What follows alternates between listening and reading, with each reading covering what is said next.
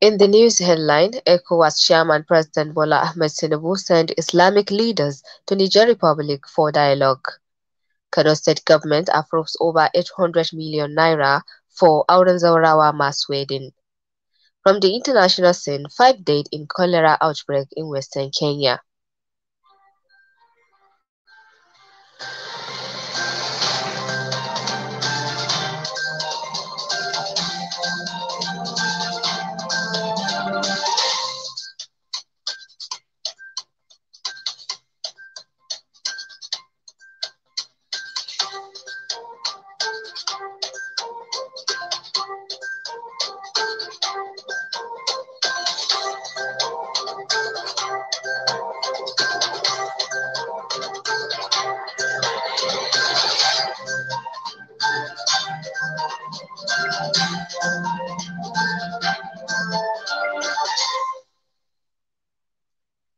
Hello listeners, today is Thursday, 8th Safar 1445 after Hijrah Prophet Muhammad, peace be upon him, which is equivalent to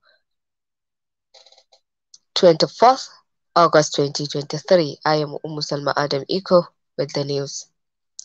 Nigeria's unemployment has plummeted from 33.3% in 2020 to 4.1% in first quarter of 2023 and 5.3% in the fourth quarter of 2022. According to the National Bureau of Statistics (NBS), the 2020 statistics and the current one were calculated using different methodologies after a 2-year interruption.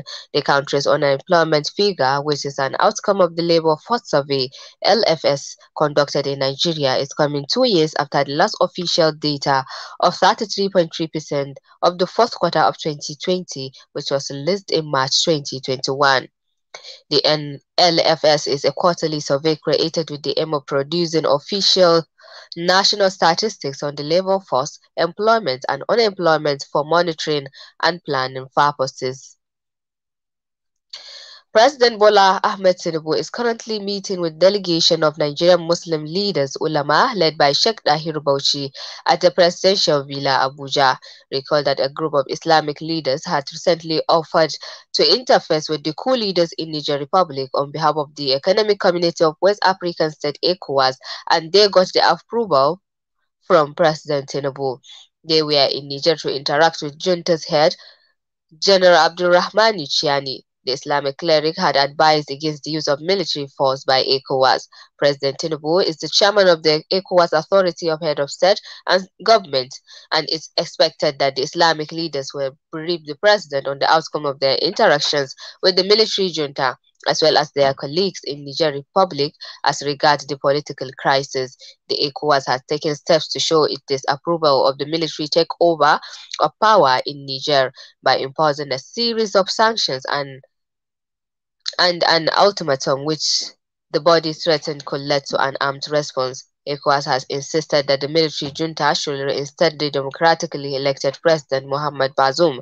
The ulama are opposed to war with the Nigerian military as threatened by ECOWAS. They said that apart from their consequences of armed conflict, they were enjoined by the religious faith and the Quran to seek mediation first in case like this before resorting to war. A Federal Capital Territory (FCT) Minister Nyesom Wike has ordered the immediate identification and arrest of the owner of a 2-story building which collapsed in Abuja on Wednesday night. The building had at least 39 residents, with 2 certified dead and 37 rescued and taken to various hospitals. It had earlier reported that the building located at Lagos Crescent, Garki village, in Garki district of the nation's capital, was one of the first-story buildings in the area. while it kept in around 11 p.m. on Wednesday amid heavy downpour. Rescue operations were initially very slow over the night as there was no immediate access to an excavator and rescue efforts were purely manual. Speaking at the scene of the incident, Wiki, who noted that original residents of the area were designated for resettlement, however, wondered why 4 years the FCT administration could not carry out such resettlement. On his part, Director General of FCT Emergency Management Agency (FEMA), Dr. Abbas Idris, said 37 persons were rescued at the scene of the collapsed structure. He said the victims were evacuated to various medical facilities in Abuja. The Academic Staff Union of Universities (ASU) has expressed concerns over the non-release of almost 8 month salaries of the university academics withheld on account of its 2022 strike action. According to a statement signed by ASU President Emmanuel Osodoke, this is one of the many issues affecting the Nigerian university system. And as discussed by the union during its National Executive Council meeting at the University of Maiduguri, Borno State from Saturday 19th to Sunday 20th August 2023. He said the ASU-NEC retreated at the application of the anti-labor no work no pay policy to academics ignores the indisputable fact that only the teaching component of academics works was suspended during the strike action. And with the suspension of the strike through interventions, the union commended Nigerian academics for their courage, resilience, and determination to weather through the economic, social, and emotional storms unleashed on them due to their unpaid salaries. ASU attributed its collective government honor agreement and memoranda arrived as through the collective bargaining principle enunciated by the International Labour Organization and domesticated in Nigeria's labor law.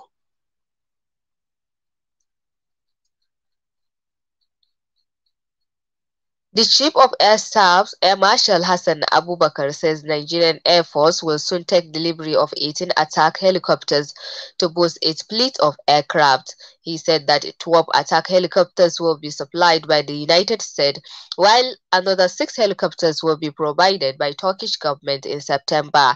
He said the Air Force was currently putting measures in place to put an end to crashes of military aircraft in the country. He said the measures included the setting up of an air crash investigation board to detect the probable causes of the crash to mitigate future recurrence.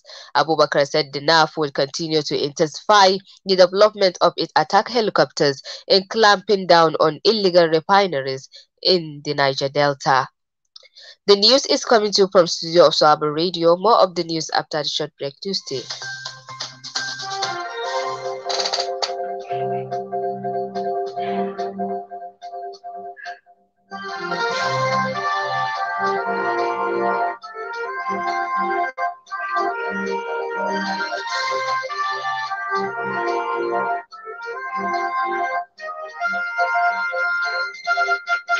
This is news on the hour.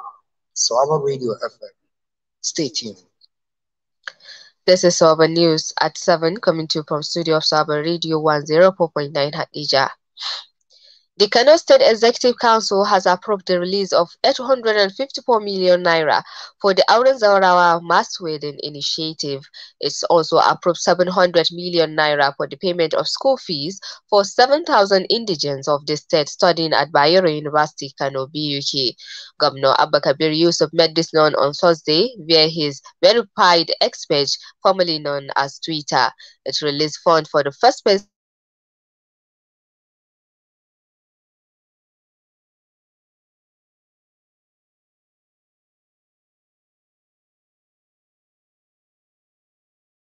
pedestrian bridges at Bayero University Kano Old Campus, Aminu Kano College of Legal and Islamic Studies, and the Saada Turimi University of Education.